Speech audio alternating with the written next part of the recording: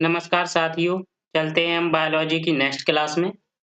तो आज आपके 2100 क्वेश्चंस हो जाएँगे और इन क्वेश्चनों को आपको बिल्कुल बारीकी से पढ़ना है। ये क्वेश्चंस बहुत बार-बार पूछे जाते हैं।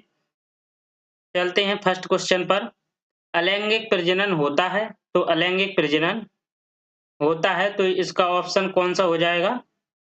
कम विकसित जानवरों और पौधों में अलैंगिक प्रजनन होता है। किन में होता है?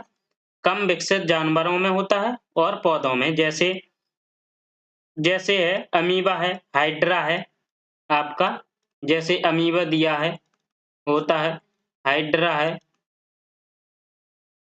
इनमें स्पाइरोगायरा है, राइजोपस है, जैसे म्यूकर है, इनमें होता है कम विकसित होता है, जानवरों में भी होता है और पौधों में भी होता है।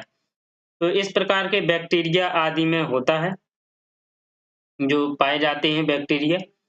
जंतुओं के जनन अंग भाग नहीं लेते, जो जंतुओं के जनन अंग होते हैं वो भाग नहीं लेते।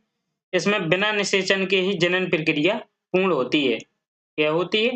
बिना निषेचन के ही जनन प्रक्रिया पूर्ण हो जाती है। नेक्स्ट क्वेश्चन है आपका, परागकण किसके द्वारा उत्पन्न किए जाते हैं? तो परागकण आपके परागकोश के द्वारा उत्पन्न किए जाते हैं। ऑप्शन नंबर ए इसका राइट आंसर हो जाएगा, परागकोश। इसकी परागकण की 2 विधियाँ होती हैं, एक तो होती है स्वपरागण, एक होती है स्वपरागण, ठीक है? और एक होती है परपरागण। क्या होती है? परपरागण। इसकी 2 होती हैं, नंबर 1 और नंबर 2। नेक्स्ट क्वेश्चन है आपका, परागकण के बाद क्या होता है? तो परागकण के बाद आपका उर्वरण होता है। क्या होता है? उर्वरण। ऑप्शन नंबर सी इसका राइट हो जाएगा, उर्वरण होता है। जब किसी पुष्प का परागकण उसी पौधे के दूसरे पुष्प से या किसी दूसरे पौधे के पुष्प तक पहुँचता है, तो इस प्रक्रिया को हम परागकण कहते हैं। समझे आप? जैसे जब किसी पुष्प का जब किसी पुष्प का परागकण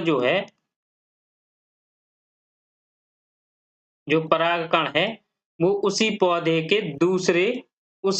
का तो दूसरे पुष्प हो, जो 2 फूल फूले हों, तो एक पुष्प का परागकण दूसरे पुष्प के परागकण से तक पहुँचता है।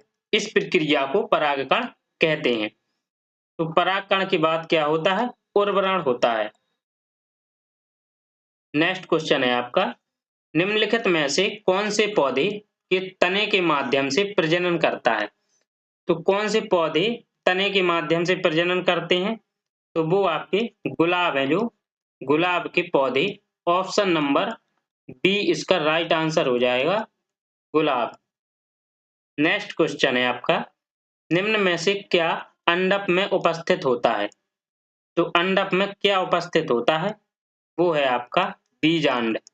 बीजांड आपके अंडक में उपस्थित होता है। ऑप्शन नंबर बी इसका राइट हो जाएगा, बीजांड।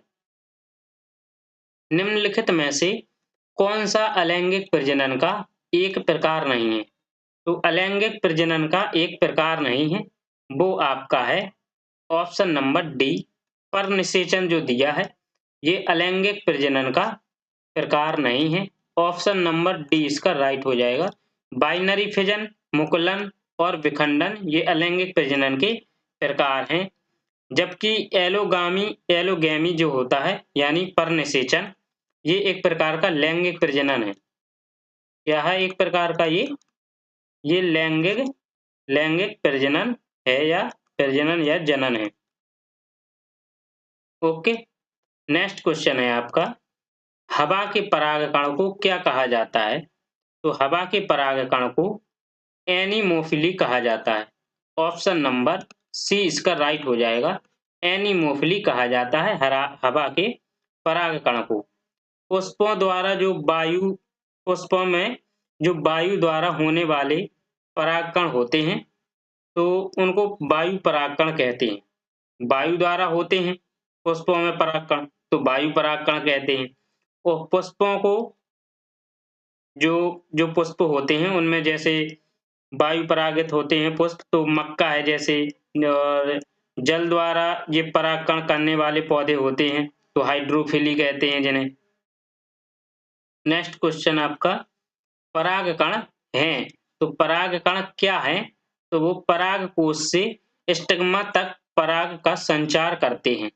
ऑप्शन नंबर सी इसका राइट हो जाएगा कि पराग कोश से स्टिग्मा तक पराग का संचार करते हैं।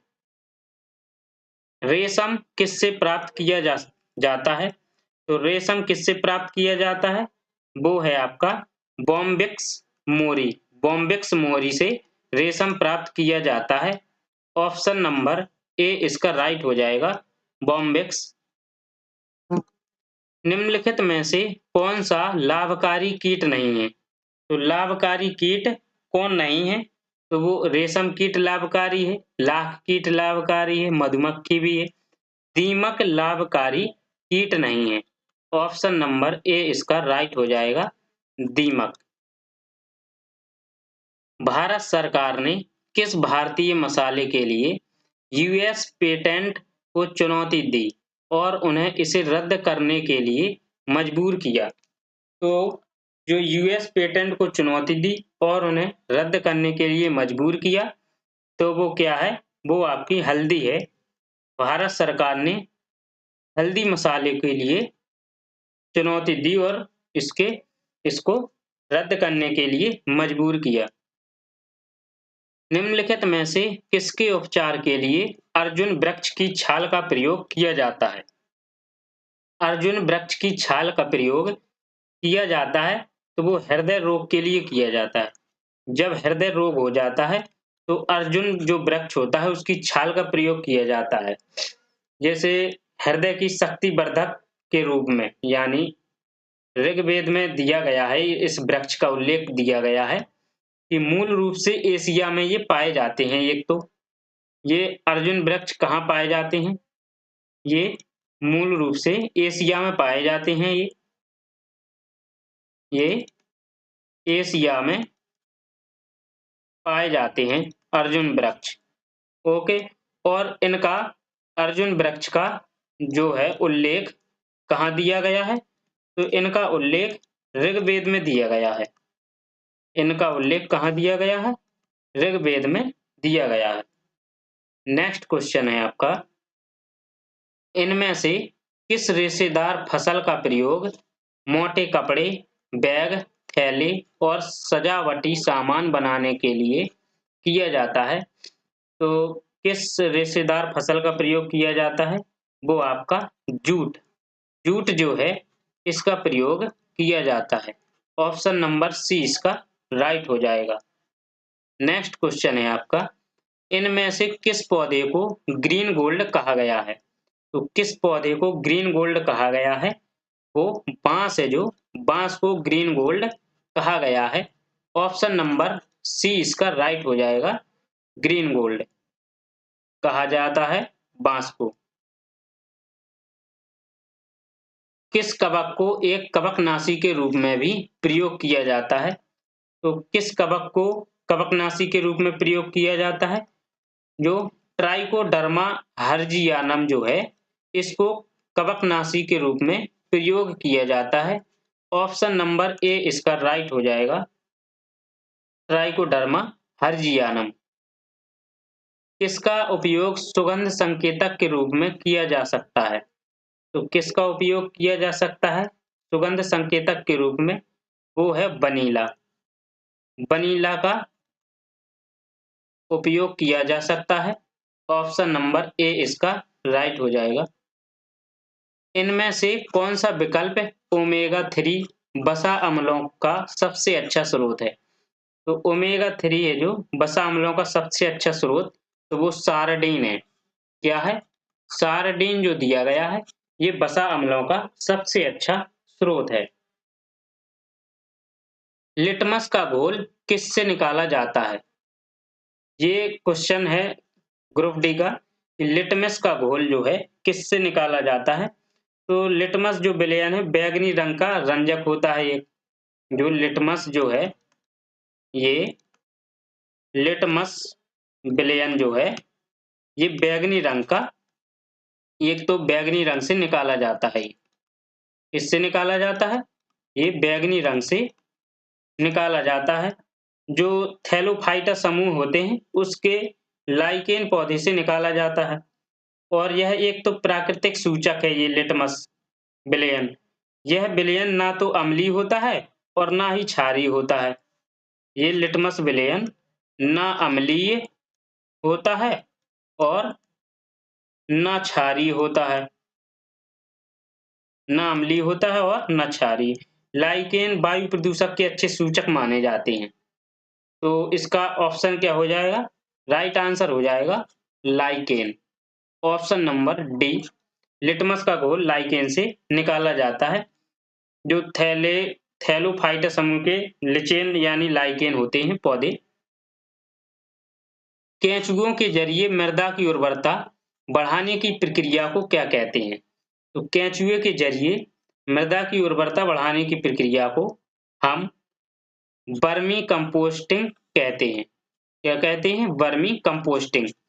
हम केंचुए के जरिए मृदा को खेतों में बढ़ाते हैं। तो जो केंचुए होते हैं यदि हम खेतों में छोड़ देते हैं तो उस मिट्टी को वो मृदा बना देते हैं खा के, और उसको वो बहुत फायदेमंद होती है खेतों के लिए। वर्मी कंपोस्टिंग कहते हैं जिसे, इस प्रक्रिया को। एंटीबायोटिक कवक किस से प्राप्त किया जाता है? तो एंटीबायोटिक जो है पेनिसिलिन कवक से प्राप्त किया जाता है। ऑप्शन नंबर सी इसका राइट हो जाएगा। एंटीबायोटिक पेनिसिलिन कवक से प्राप्त किया जाता है। नेक्स्ट क्वेश्चन है आपका, इनमें से कौन एक पादप उत्पाद नहीं है? तो इनमें से कौन सा है जो पादप उत्पाद नहीं है? तो वो शहद नहीं है। ऑप्शन नंबर डी इसका राइट आंसर हो जाएगा। शहद जो है एक पादप उत्पाद नहीं है। इन निम्नलिखित में से किसे ऊन या फाइबर के लिए पाला जाता है? तो ऊन या फाइबर के लिए पाला जाता है तो वो अल्पाका है। क्या है? अल्पाका। ऑप्शन नंबर ए इसका राइट हो जाएगा। अल्पाका ऊन या फाइबर के लिए पाला जाता है। निम्नलिखित में से किसमें खाद्य फाइबर प्रचुर मात्रा में होता है? तो खाद्य फाइबर प्रचुर मात्रा में होता है तो वो है आपका सेब। सेब ये होता है प्रचुर मात्रा में। ऑप्शन नंबर सी इसका राइट हो जाएगा। वैज्ञानिक भाषा में इसको सेब को देखें तो इसको क्या कहते हैं? Malus domestica. सेब को वैज्ञानिक भाषा में मेलस डोमेस्टिका कहा जाता है। क्या कहा जाता है? Malus domestica. सेब को एक निरोग फल के रूप में भी जाना जाता है। जब भी बीमार होते हैं तो अक्सर डॉक्टर सेब को ही बताता है ज्यादातर। सामान्यतः किस पेड़ की टहनी या डाल का उपयोग दांत साफ करने के लिए किया जाता है? तो किसका प्रयोग? वो नीम है। जो सामान्यतः ज्यादातर नीम का ही प्रयोग करते हैं। गांवों में देखो तो नीम से ही दातून बनाकर अपन शहर में लोग करते हैं मंजन। गांवों में नीम की दातून बनाकर करते हैं दांतों को साफ। नेक्स्ट क्वेश्चन, निम्नलिखित में से कौन सा घ्राण सूचक है? तो घ्राण सूचक कौन सा है इनमें से? तो वो ऑप्शन है आपका वनीला। ये घ्राण सूचक है। ऑप्शन नंबर सी इसका राइट हो जाएगा। वनीला। वनीला घ्राण सूचक तो है, लेकिन कुछ ऐसे पदार्थ होते हैं जिनकी गंध अम्लीय और क्षार की माध्यम में बदल जाती है। अम्लीय में भी और क्षार की माध्यम में दोनों में बदल जाती है, जो गंधी सूचक भी जिन्हें कहते हैं। ठीक। नेक्स्ट क्वेश्चन है आपका, निम्नलिखित में से कौन सा क्विनोन का एक स्रोत है? तो कौन सा जो है एक क्विनोन का स्रोत है? तो वो आपका सिनकोना जो है एक क्विनोन का स्रोत है। ऑप्शन नंबर ए इसका राइट हो जाएगा। इनमें से कौन सा जानवर सामान्यतः छोटी गाड़ी खींचता है? तो छोटी गाड़ी खींचता है तो कौन सा जानवर? वो है आपका घोड़ा। जो छोटी गाड़ी खींचता है। ऑप्शन नंबर बी इसका राइट हो जाएगा। स्मृति में सुधार के लिए आयुर्वेद में किस पौधे का उपयोग किया जाता है? स्मृति में सुधार करना है तो किस आयुर्वेद के पौधे का उपयोग किया जाता है? तो वो ब्राह्मी, जो ब्राह्मी आयुर्वेद का पौधा होता है उसका उपयोग करते हैं हम स्मृति में सुधार लाने के लिए। नेक्स्ट क्वेश्चन है आपका, चावल के खेतों में मिट्टी की उर्वरता को किसके द्वारा बेहतर किया जा सकता है? तो हमें चावल के जो खेत होते हैं उसमें मिट्टी की उर्वरता को बढ़ाना है, तो किससे बेहतर किया जा सकता है? तो वो नीले हरे शैवाल जो होते हैं उससे, उसके द्वारा हम बेहतर कर सकते हैं मिट्टी की उर्वरता को। नेक्स्ट क्वेश्चन है, पौधे के किस भाग में हमें कॉफी मिलती है? तो हमें पौधे के किस भाग में कॉफी मिलती है? तो वो है आपका फली। जो पौधे का फली होता है उससे यानी हमें कॉफी प्राप्त होती है। कॉफी में कैफीन नामक पदार्थ पाया जाता है। इसमें क्या पाया जाता है? एक कैफीन नामक पदार्थ पाया जाता है।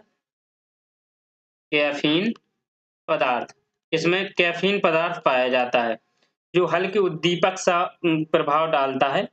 और एक तो ये लोकप्रिय पेय पदार्थ भी है और भारत में कॉफी का सर्वाधिक उत्पादन होता है। तो भारत में होता है, कहाँ होता है? भारत में सर्वाधिक उत्पादन, भारत में सर्वाधिक उत्पादन होता है कॉफी का, तो वो कर्नाटक में होता है। कर्नाटक, केरल और तमिलनाडु में इनमें ज्यादातर कॉफी का उत्पादन होता है। निम्नलिखित में से किन पौधों से रक्तचाप का उपचार किया जा सकता है? तो किन पौधों से हम रक्तचाप का उपचार कर सकते हैं? तो वो सर्पगंधा जो है, अभी अभी पिछली क्लास में हमने पढ़ा था यही क्वेश्चन कि किस पौधे से रक्तचाप का उपचार कर सकते हैं, तो वो है आपका सर्पगंधा। नेक्स्ट क्वेश्चन, निम्नलिखित में से किस में जेनेटिक इंजीनियरिंग शामिल है? तो किसमें जेनेटिक इंजीनियरिंग शामिल है? वो है आपका जीन क्रांति।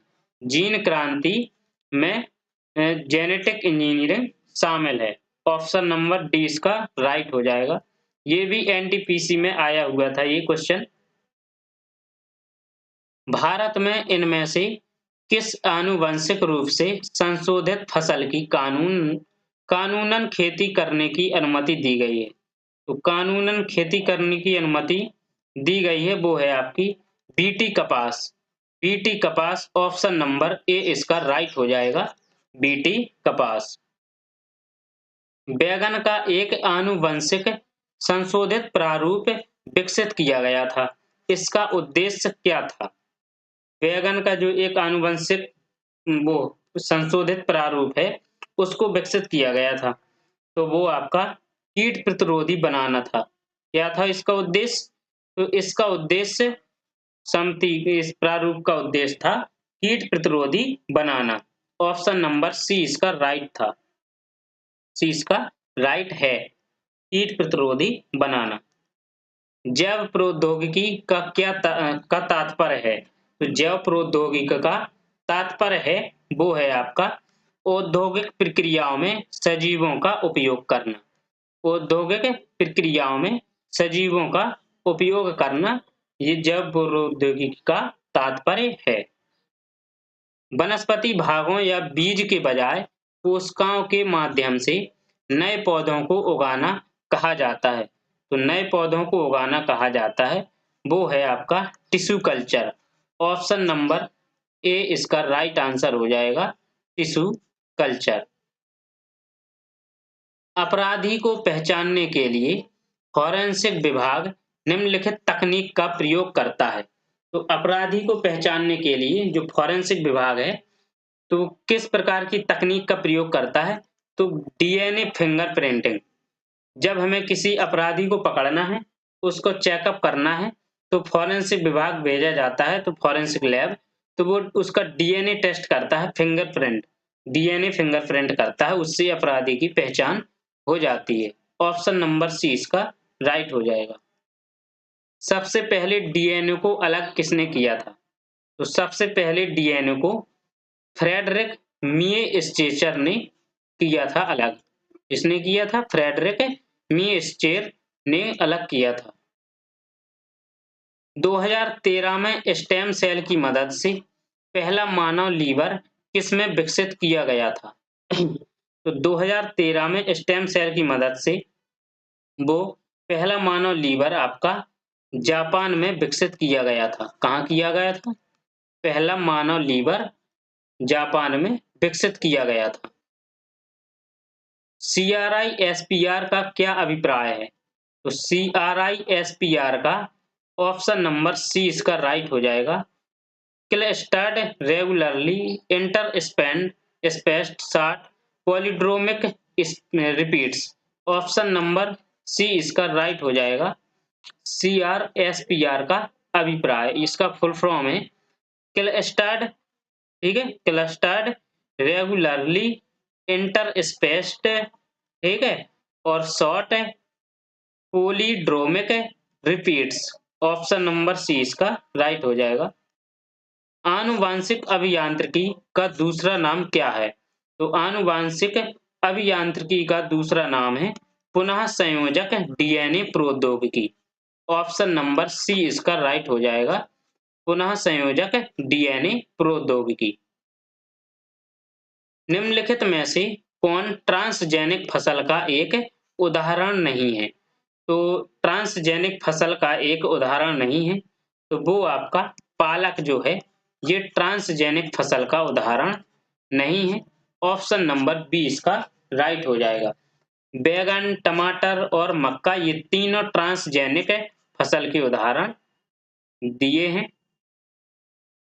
नेक्स्ट क्वेश्चन है आपका, जेनेटिक इंजीनियरिंग के संबंध में भिन्न का पता लगाएं। तो जेनेटिक इंजीनियर के संबंध में हमें इसमें ऑप्शन दिए गए हैं 4, जिसमें भिन्न का पता लगाना है। तो इसमें से अलग कौन है? तो वो क्या है? भिंडी जो है इसमें से अलग है। ऑप्शन नंबर डी इसका राइट हो जाएगा आंसर। गोल्डन राइस जो है और बीटी कॉटन और अमफ्लोरा जो दिए गए हैं ये तीनों एक जैसे हैं, और भिंडी जो है ये अलग है। भिंडी एक फल है, क्या है? जबकि एक भिंडी फल है। और जो बीटी कॉटन है, गोल्डन राइस है और अमफ्लोरा है जो जेनेटिक इंजीनियरिंग द्वारा विकसित होते हैं जी। जैसे कपास, चावल, आलू आदि प्रजातियां आती हैं इनके माध्यम से। नेक्स्ट क्वेश्चन है आपका, भारत में डीएनए फिंगरप्रिंटिंग के पिता के रूप में किसे जाना जाता है? तो इसे पिता के रूप में लालजी सिंह को जाना जाता है। इन्होंने ही इसको विकसित किया था।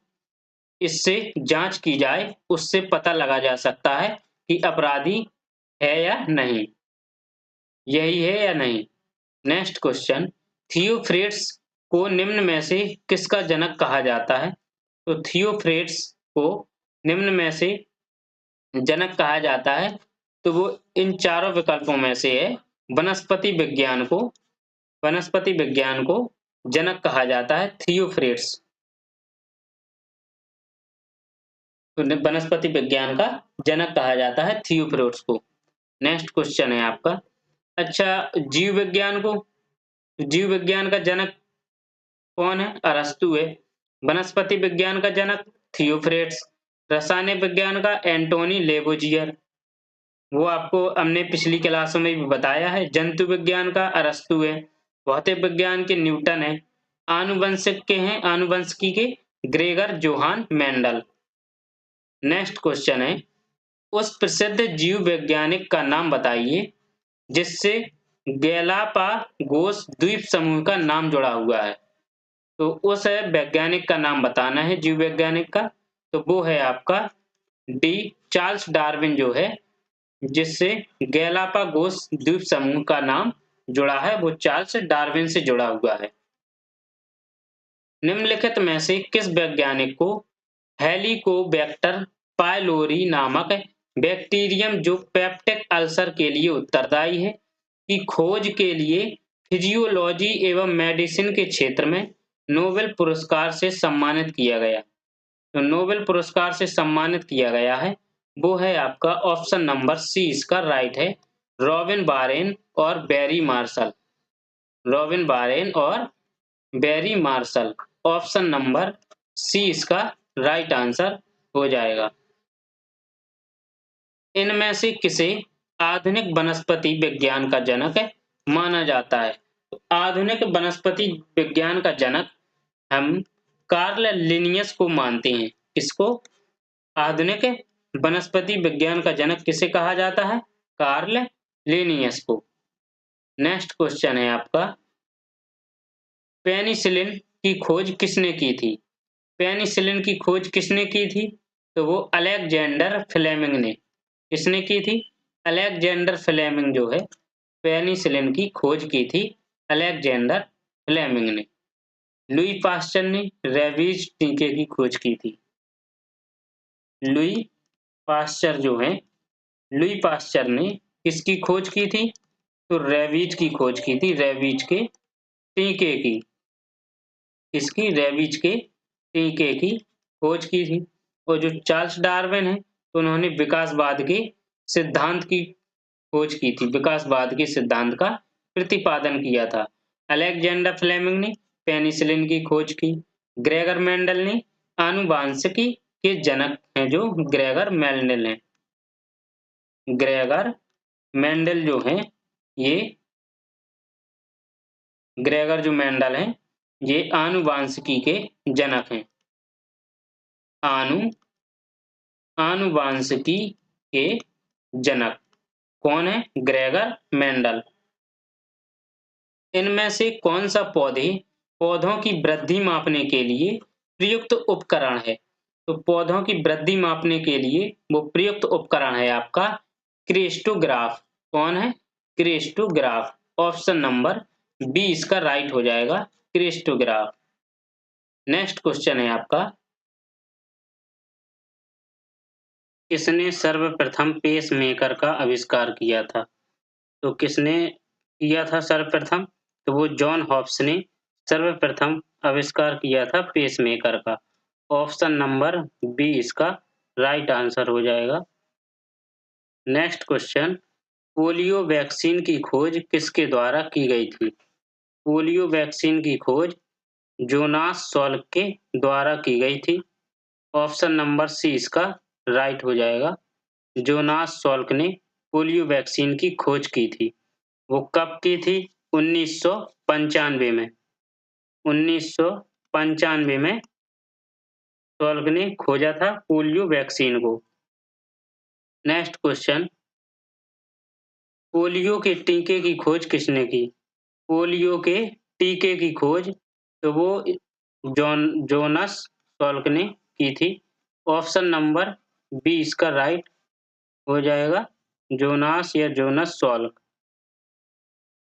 पोलियो का पहला प्रभावी टीका किसने बनाया था? पोलियो का पहला प्रभावी टीका वो बनाया था जोनास ई सॉल्क ने। ऑप्शन नंबर डी इसका राइट हो जाएगा। और जो पोलियो है, तो 24 अक्टूबर को विश्व पोलियो दिवस मनाया जाता है। 24 अक्टूबर को क्या मनाया जाता है? विश्व पोलियो दिवस। विश्व पोलियो दिवस मनाया जाता है। एंटोनी वॉन ल्यूवेंहॉक ने किसकी खोज के लिए प्रसिद्ध है? तो एंटोनी वॉन ल्यूवेंहॉक किसकी खोज के लिए हैं? तो वो माइक्रोस्कोप की खोज के लिए प्रसिद्ध हैं। ऑप्शन नंबर ए इसका राइट आंसर हो जाएगा, माइक्रोस्कोप। तो जो माइक्रोस्कोप है, ये एंटोनी ने 1683 ईस्वी में खोजा था इसको। वो थे कब? 1683 ईस्वी में। हॉलैंड के निवासी हैं ये एंटोनी ल्यूवेंहॉक। नेक्स्ट क्वेश्चन है, लुई पास्चर को किस खोज के लिए जाना जाता है? तो लुई पास्चर को किस खोज के लिए जाना जाता है? रेबीज के टीके की खोज के लिए। ऑप्शन नंबर डी इसका राइट हो जाएगा। चेचक के लिए टीका किसने प्रदान किया था? तो चेचक के लिए टीका एडवर्ड जेनर ने प्रदान किया था। ऑप्शन नंबर ए इसका राइट आंसर हो जाएगा, एडवर्ड जेनर। इनमें से किस योगदान के लिए एडवर्ड जेनर प्रसिद्ध हैं? तो किस योगदान के लिए? तो एडवर्ड जेनर रेबीज के टीके के लिए प्रसिद्ध हैं। ऑप्शन नंबर ए इसका राइट। ओरल पोलियो वैक्सीन किसके द्वारा विकसित की गई थी? तो oral polio vaccine Albert Sabin के द्वारा विकसित की गई थी। Oral polio vaccine. Option number C इसका राइट आंसर हो जाएगा, अल्बर्ट साबिन। पेनिसिलिन का आविष्कार किसने किया था? तो पेनिसिलिन का अलेक्जेंडर फ्लेमिंग ने किया था। ये क्वेश्चन बहुत बार पूछा गया है, कई बार आया हुआ है अभी इसी क्लास में, तो इसको इम्पोर्टेंट लगा लें, पेनिसिलिन अलेक्जेंडर फ्लेमिंग। 1928 में अलेक्जेंडर फ्लेमिंग ने किस एंटीबायोटिक की खोज की थी? तो पेनिसिलिन की। ऑप्शन नंबर ए इसका राइट आंसर हो जाएगा, पेनिसिलिन। पेनिसिलिन की खोज का श्रेय किसे दिया जाता है? तो वो अलेक्जेंडर फ्लेमिंग को। 1928 में अलेक्जेंडर फ्लेमिंग द्वारा खोजी गई पहली एंटीबायोटिक निम्नलिखित में से कौन सी थी? तो वो पेनिसिलिन। ऑप्शन नंबर ए इसका right answer. Doctor Salim Moizuddin Abdul Ali किसके लिए प्रसिद्ध थे? तो ये किसके लिए प्रसिद्ध थे? पक्षी विज्ञानी के लिए प्रसिद्ध थे। ऑप्शन नंबर ए इसका राइट आंसर, पक्षी विज्ञानी के लिए। पौधों के विकास को मापने के लिए प्रयुक्त एक उपकरण क्रेस्कोग्राफ का आविष्कार किसके द्वारा किया गया था? तो क्रेस्कोग्राफ का आविष्कार जे जगदीश चंद्र बोस के द्वारा किया गया था। किसके द्वारा? Jagdish Chandra Bose. Option number D इसका राइट हो जाएगा। सर जगदीश चंद्र बोस द्वारा पौधों में वृद्धि को मापने हेतु निर्मित उपकरण का नाम क्या है? तो निर्मित उपकरण का क्या नाम है? तो क्रेस्कोग्राफ। सर जगदीश चंद्र बोस द्वारा पौधों में वृद्धि को मापने हेतु इस उपकरण का प्रयोग करते हैं, क्रेस्कोग्राफ का। दुनिया का पहला मानव हृदय प्रत्यारोपण किसने किया था? तो वो किसने किया था? क्रिस्टियान बर्नार्ड ने। क्रिस्टियान बर्नार्ड ने दुनिया का पहला मानव हृदय प्रत्यारोपण किया था। ऑप्शन नंबर बी इसका राइट हो जाएगा। उस प्रक्रिया वैज्ञानिक का नाम क्या है जिसे वर्ष 2010 में परखनली निषेचन तकनीक के आविष्कार हेतु चिकित्सा का नोबेल पुरस्कार प्रदान किया था? तो वो किसको किया था? Option number B, Robert Edwards. Robert Edwards को प्रदान किया था नोबेल पुरस्कार। पहला वनस्पति विज्ञानी किसे माना जाता है? तो पहला वनस्पति विज्ञानी थियोफ्रिट्स को माना जाता है। इसको माना जाता? थियोफ्रिट्स को माना जाता है। ऑप्शन नंबर ए इसका राइट हो जाएगा। विषाणुओं की आणविक गति यानी सजीव गुण के संबंध में कौन सा कथन सही है? तो आणविक गति के संबंध में कौन सा कथन है सही? ऑप्शन नंबर ए इसका राइट आंसर हो जाएगा। जब तक वे किसी कोशिका को संक्रमित नहीं करते, तब तक वे निष्क्रिय होते हैं। Option number A. निम्न में से क्या जलीय जीवों का उत्सर्जी उत्पाद है? तो इन 4 विकल्पों में से क्या जलीय जीवों का उत्सर्जी उत्पाद है? तो वो है अमोनिया। जलीय जीवों का उत्सर्जी उत्पाद अमोनिया है। ऑप्शन नंबर सी इसका राइट हो जाएगा। और पक्षी और सरीसृप का?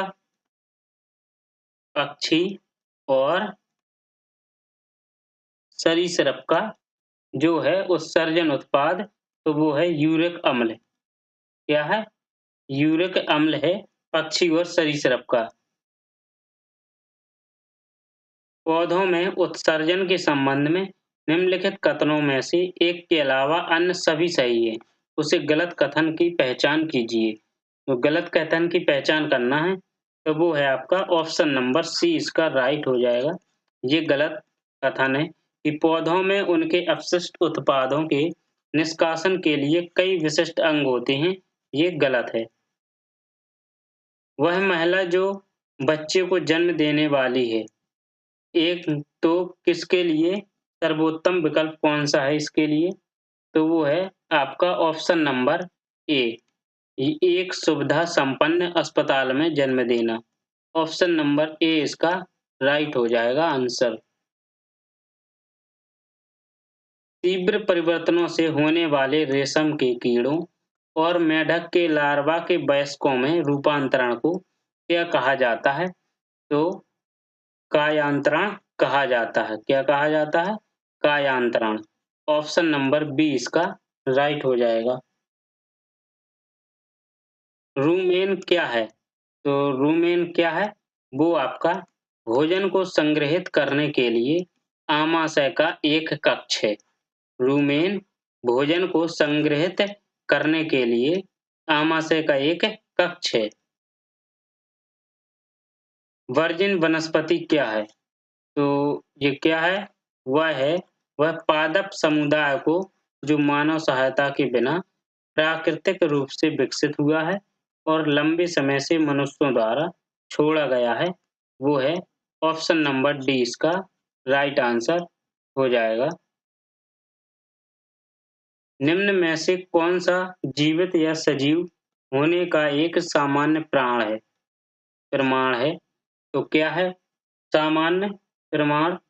तो वो ऑप्शन नंबर डी, किसी भी प्रकार की गति, चाहे वृद्धि संबंधी हो या श्वसन संबंधी, कोई भी प्रकार की गति हो, तो वृद्धि संबंधी हो चाहे श्वसन संबंधी, वह सजीव होने का एक सामान्य प्रमाण है।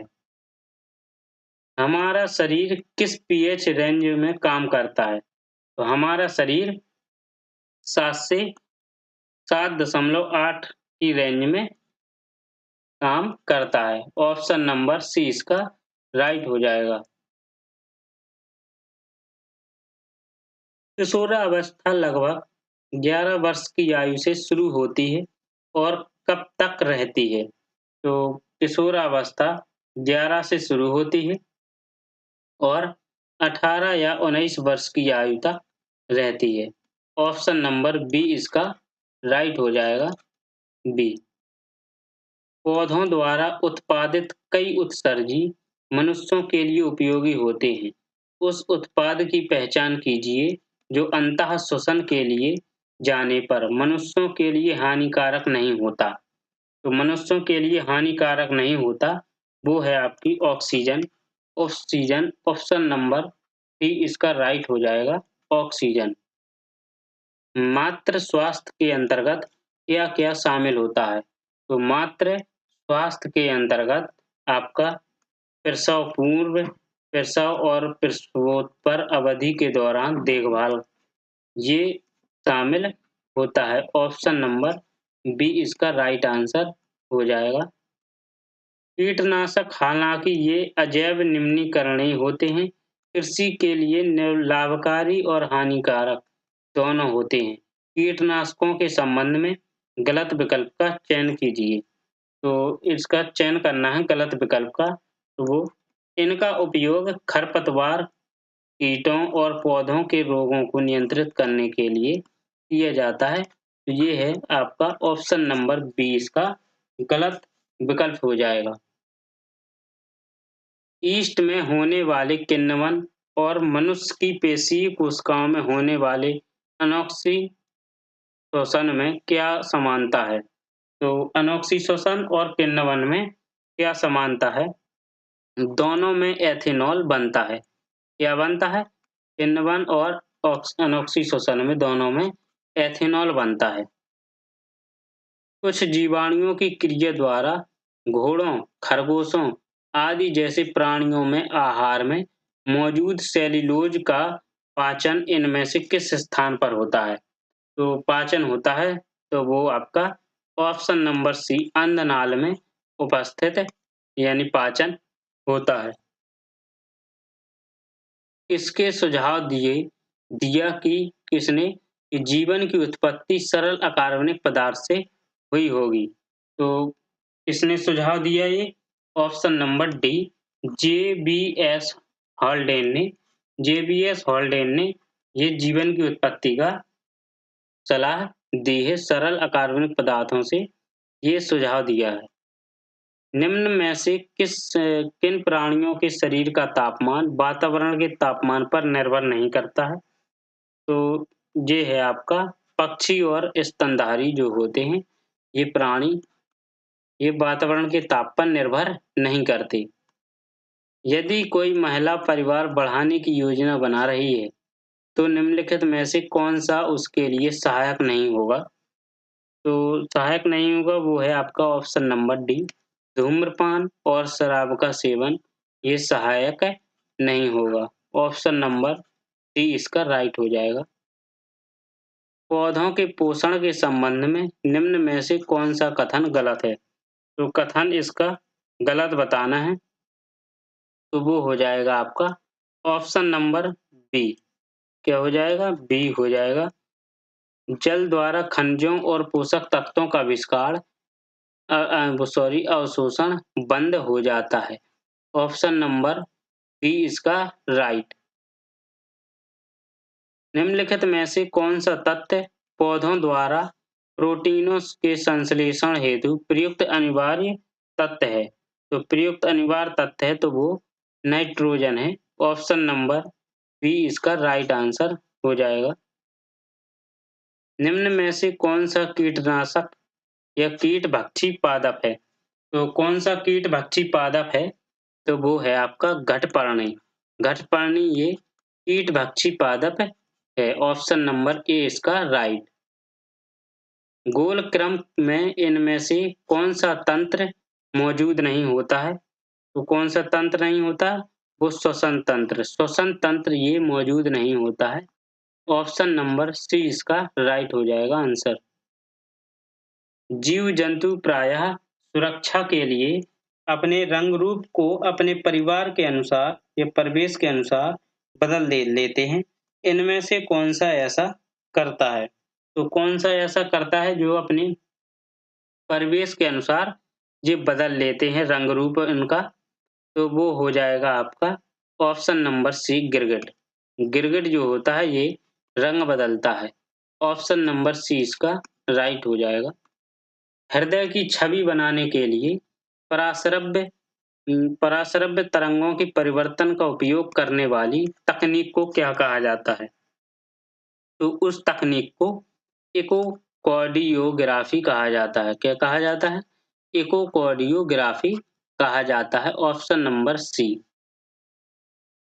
कपास के देशों को बीजों से अलग करने की प्रक्रिया को क्या कहा जाता है? तो कपास के रेशों को बीजों से प्राप्त करना है, अलग करना है, तो ऑप्शन नंबर इसका ए आंसर हो जाएगा ओटाई। क्या हो जाएगा? ओटाई इसका आंसर हो जाएगा। चावल के अंकुर में बैंगन किस रोगजनक की वजह से उत्पन्न होता है? तो अंकुर में बैंगन है जो, तो किस रोग की वजह से, रोगजनक की वजह से? Option number A जिबरेला फ्यूजीक्रोई। जिबरेला फ्यूजीक्रोई की रोगजनक से वजह से उत्पन्न होता है। स्थानिक प्रजातियां पौधों और जानवरों की वे प्रजातियां हैं जो केवल एक विशेष क्षेत्र में पाई जाती हैं। ऑप्शन नंबर बी इसका राइट हो जाएगा। नेक्स्ट क्वेश्चन है आपका, स्थानिक प्रजातियां पौधों और पशुओं की वे प्रजातियां हैं, तो जो प्रजातियां हैं वो आपकी ऑप्शन नंबर ए विशेष क्षेत्र में पाई जाती है। क्या पाई जाती है? पशुओं की वे प्रजातियां और पौधों की प्रजातियां। निम्नलिखित में से कौन सा शाकनाशी है? तो शाकनाशी कौन सा है? तो वो है आपका ऑप्शन नंबर बी 2, 4 और डी, ये शाकनाशी दिए हुए हैं। फूड पॉइजनिंग होने की सबसे अधिक संभावना होती है, तो फूड पॉइजनिंग होने की सबसे अधिक संभावना है आपकी, तो आपका हो जाएगा ऑप्शन नंबर सी, अ, वो सॉरी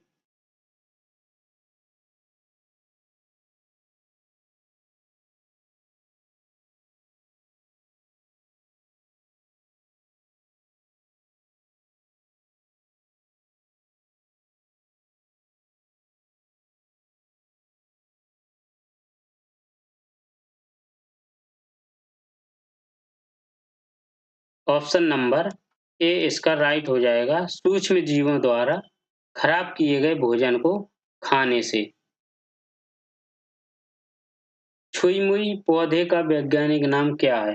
तो छुई मुई जो पौधा है उसका वैज्ञानिक नाम सिमोसा पुडिका है। ऑप्शन नंबर डी इसका राइट आंसर हो जाएगा, समोसा या मिमोसा पुडिका, क्या है? Mimosa pudica.